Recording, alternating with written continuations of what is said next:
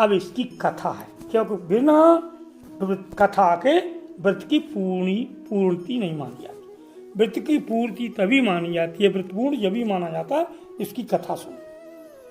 हाँ, अब इसकी कथा इसकी तो सब जानते ही हैं, फिर भी हम अपने जैसा हमने संतों से सुना है वैसा आपको बता देते हैं। कथा कोई नई नहीं है, प्रचलित है, लेकिन भागवत पुराण के अनुसार और विष्णु पुराण के अनुसार, ब्रह्म वैवर्त पुराण के अनुसार अलग अलग कथाएं हैं। तो एक कथा हम आपको देते हैं। ये त्रेता के बाद द्वापर युग की बात है। द्वापर युग में राजा उग्रसेन मथुरा के राजा हुए, जो कंस के पिता हुए, जिनका बेटा कंस था। अब कंस का जन्म कैसे हुआ, इसकी एक कथा आती है कि उग्रसेन की रानी, जिसका नाम लिखते हैं पवन रेखा, सुख सागर में इसकी कथा है। तो एक दिन वो अपने पति उग्रसेन से बोली कि महाराज, मेरा समय जो है ऋतुकाल का है, और ऐसे समय में पति पत्नी साथ घूमने के लिए चलें तो बड़ा अच्छा लगेगा, क्योंकि आज मेरे मन में घूमने की इच्छा है, वन विहार करें। पहले तो वन में ही घूमा जाता था, कोई सिटी सेंटर तो थे नहीं पहले। तो रानी की बात सुनकर राजा कहने लगे, महाराज, रानी से कहने लगे कि मुझे तो राज के कार्य से अवकाश नहीं है, तुम अपनी सखियों को लेकर के चली जाओ घूमने। रानी ने राजा की बात को मान लिया, कहने लगे ठीक है। उन्होंने अपनी सखियों को साथ लिया, दास दासियों को साथ लिया, और एक सुंदर रक्षड़ा सजा करके और वन विहार के लिए निकले। घूमते घूमते हुआ क्या, रानी फूलों को जब वन में पहुंची तो बड़े सुंदर रंग बिरंगे फूल देखे।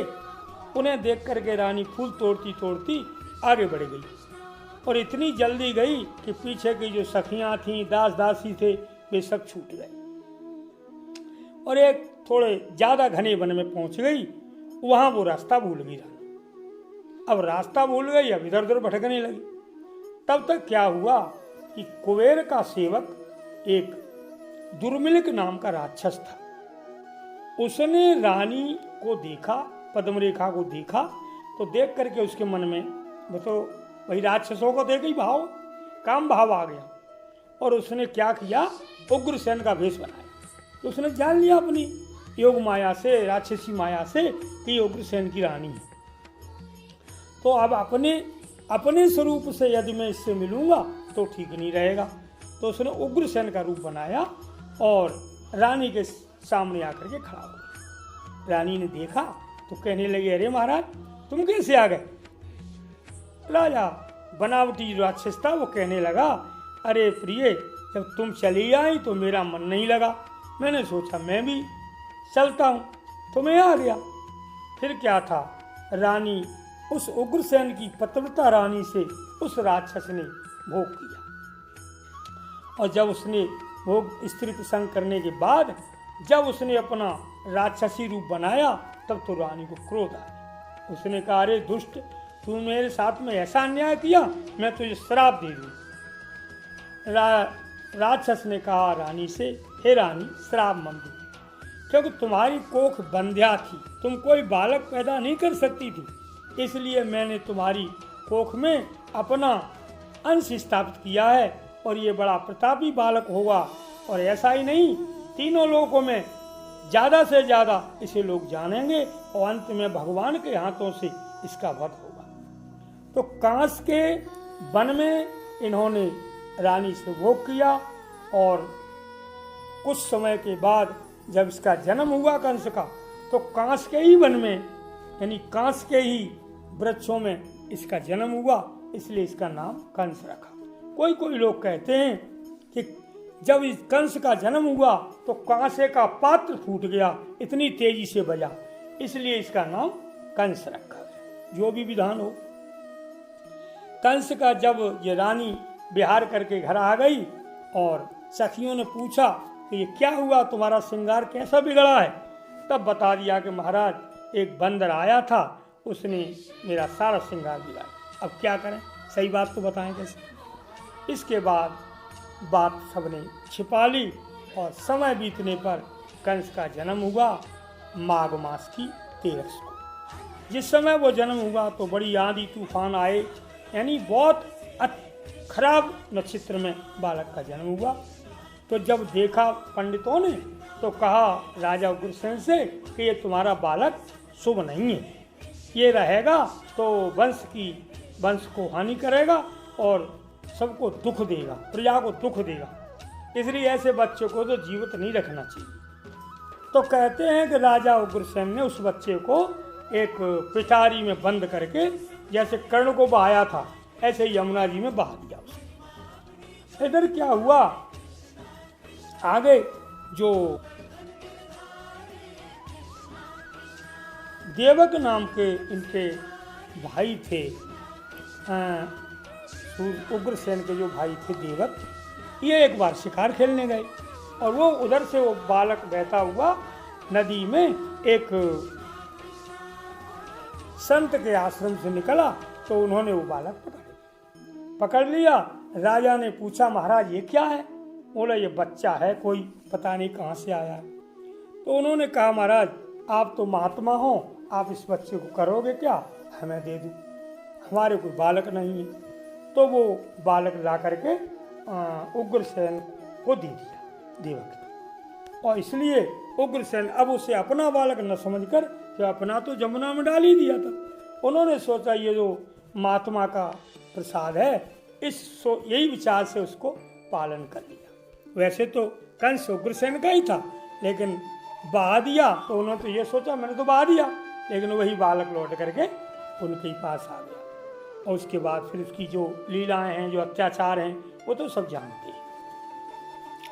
इसके बाद कंस की जो चचेरी बहन थी देवकी कन्या जो देवकी, उसका विवाह जो है राजा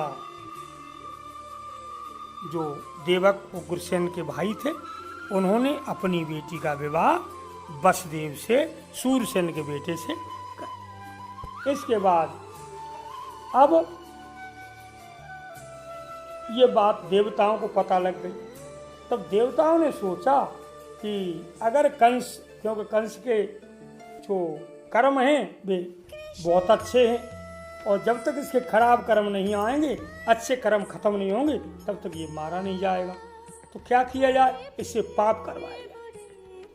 तब देवताओं ने आकाशवाणी कर दी कि जिस बहन को तू इतने आराम से ले जा रहा है प्यार से, उसका 8वां बेटा तेरा वध करेगा।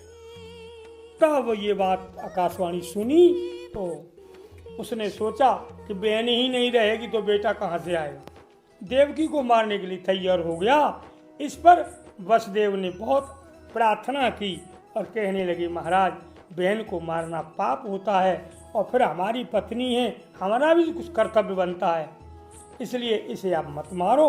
हाँ, तुम्हें इससे तो कोई डर है नहीं, इसके बच्चों से डर है, सो इसका कोई भी बच्चा होगा मैं तुम्हें दे दिया करूँगा, फिर तुम जो चाहो सो।